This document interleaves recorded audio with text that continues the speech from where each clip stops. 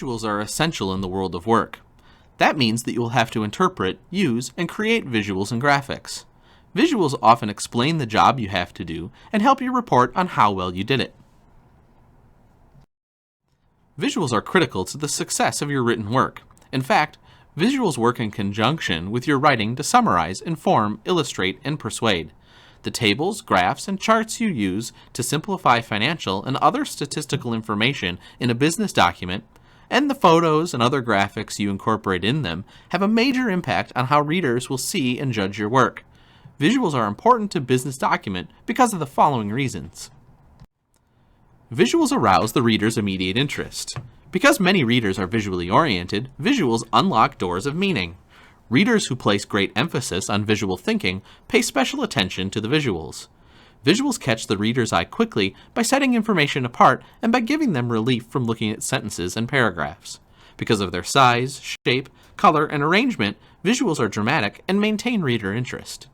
Visuals increase reader understanding by simplifying concepts. A visual shows ideas, whereas a verbal description only tells them.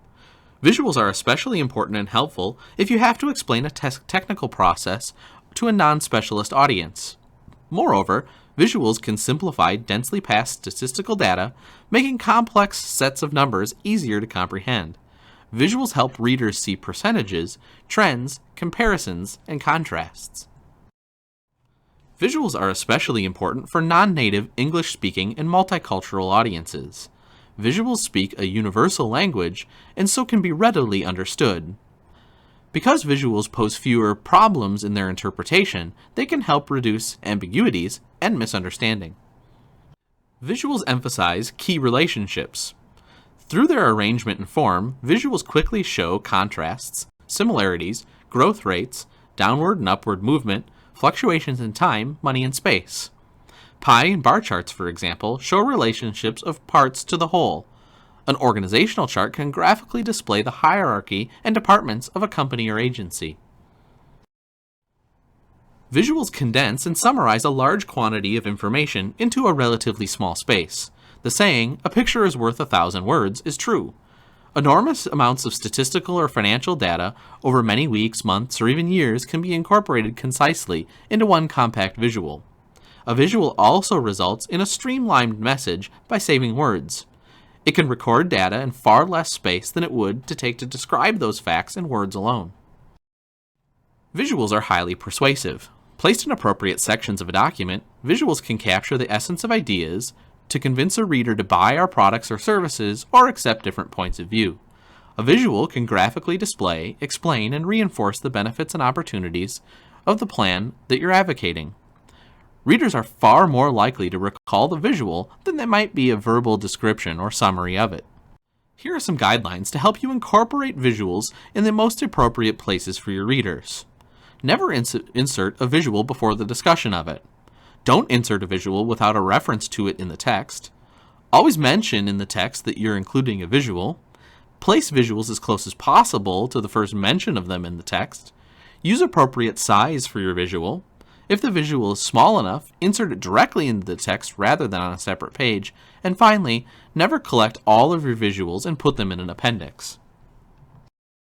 Visuals can be divided into two categories, tables and figures. A table arranges information, numbers, and words in parallel columns and rows for easy comparison. Any visual that's not a table is considered a figure. Let's take a look.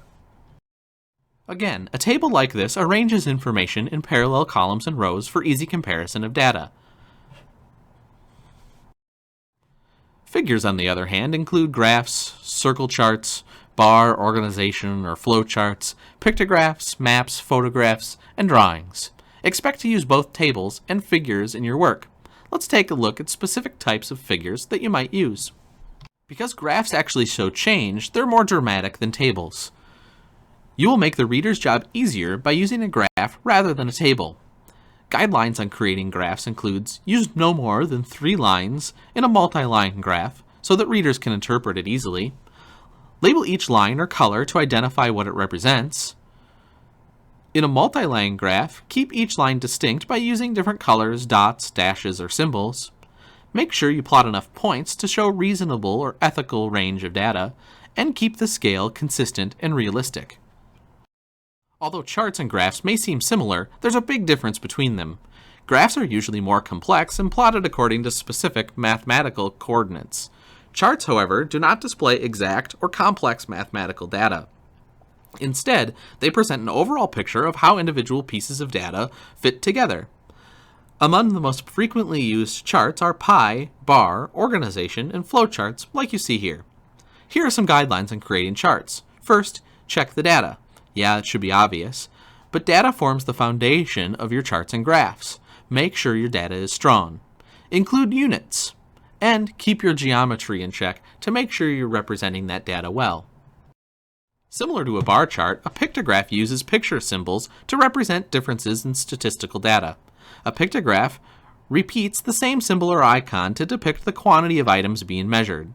Here are some guidelines on creating pictographs.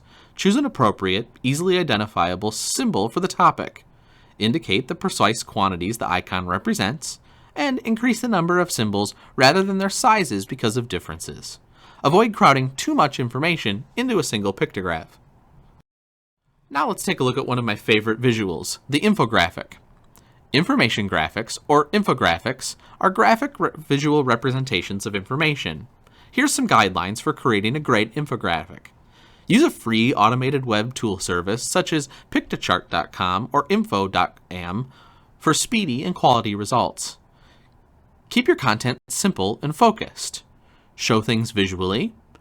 Make it a manageable length and size. Avoid too much white space. And create a great headline to keep your audience's interest. Photographs are a great visual addition to any document design. A photograph's chief virtues are realism and clarity. Among the many advantages, a photo can show what an object looks like, demonstrate how to perform a certain procedure, compare relative size and shapes of objects, and compare and contrast scenes or procedures.